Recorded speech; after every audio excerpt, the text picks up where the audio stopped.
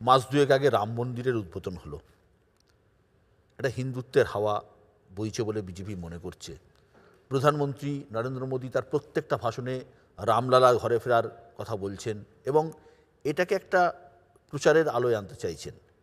এর কতটা প্রভাব ভোটে পড়বে বলে মনে হয়? দেখুন, যারা ধর্মকে নিয়ে যারা রাজনীতি করে তারা রাজনৈতিকভাবে দেউলিয়া, তাদের কাছে ইস্যু নেই। রাজনীতি হওয়া উচিত রুটি কাপড়া মাকান, অন্ন বস্ত্র তা বাসস্থান। কি হয়? আমি আপনাকে বলছি নিশ্চয়ই হয়। আমরা ধর্ম নিয়ে রাজনীতি করি, দেখান দেখান। ভারতবর্ষে তো আমরা রিলিজিয়ান পলিটিক্স বহুদিন ধরে আমরা ধর্ম নিয়ে রাজনীতি করি। রাজনীতি করা উচিত রুটি কাপড়া মাকান, অন্ন বস্ত্র বাসস্থান, উচিত। স্বাস্থ্য শিক্ষা কর্মসংস্থান। মানলাম। এই 6টা প্যারামিটারে বিজেপির 10 বছরের রিপোর্ট কার্ড পেশ করুক। বিজেপির কাছে নেই, বিজেপি করেনি তো।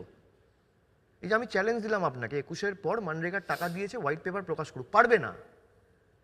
আবাস প্লাসে টাকা দিয়েছে, 21-এর পর প্রকাশ করুক, পারবে না।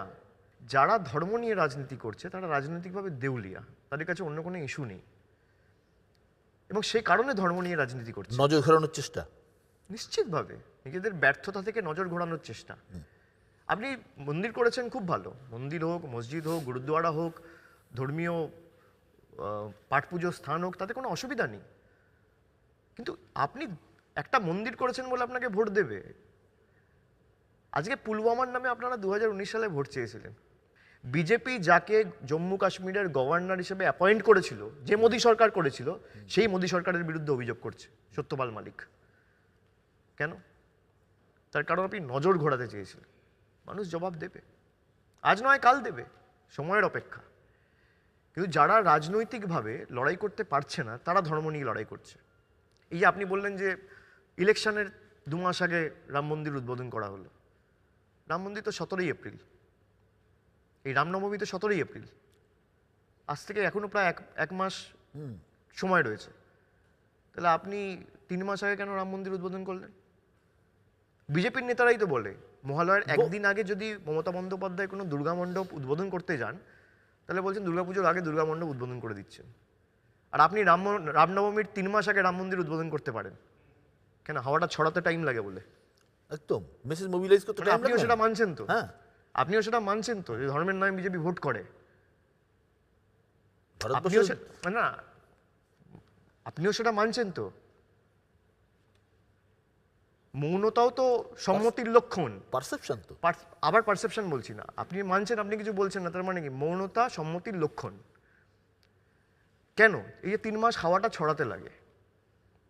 আপনি রামনবমীর দিন করুন, কেউ তো বারণ করেনি। 3 মাস আগে কেন? আচ্ছা, ঈশ্বরের প্রাণ প্রতিষ্ঠা কোনোদিন মানুষ করতে পারে? আমরা শুনেছি কোনোদিন? ভগবানের প্রাণ প্রতিষ্ঠা কোনোদিন মানুষ করতে পারে? মন্দির হচ্ছে খুব ভালো, সবাই যাবো পুজো দিতে। আর যে বিজেপি রাম মন্দিরের কথা বলছে, সেই বিজেপি বাংলায় দুর্গা ঠাকুরকে অপমান করেছে। সেই বিজেপির তৎকালীন রাজ্য সভাপতি বলেছে দুর্গা ঠাকুরের বংশধরকে কেউ চেনে না, তার নাম দিলীপ ঘোষ। আপনি দেখেছেন দুর্গাপুজোর কোনো শোভাযাত্রায় এদেরকে অংশগ্রহণ করতে, কোনো মণ্ডপে যেতে? আপনি আপনার ধর্ম করুন না, কেউ তো বারণ করছে না, কিন্তু ধর্মর জায়গায় কোনোদিন রাজনীতি হতে পারে না। আমি ধর্ম বাড়িতে করব, মন্দিরে করব, মসজিদে করব, গুরুদ্বারায় করব। আমি যখন জনপ্রতিনিধি নির্বাচিত, মানুষের ভোটে নির্বাচিত, আমার একটাই ধর্ম, মানব ধর্ম, মানুষের পাশে দাঁড়ানো।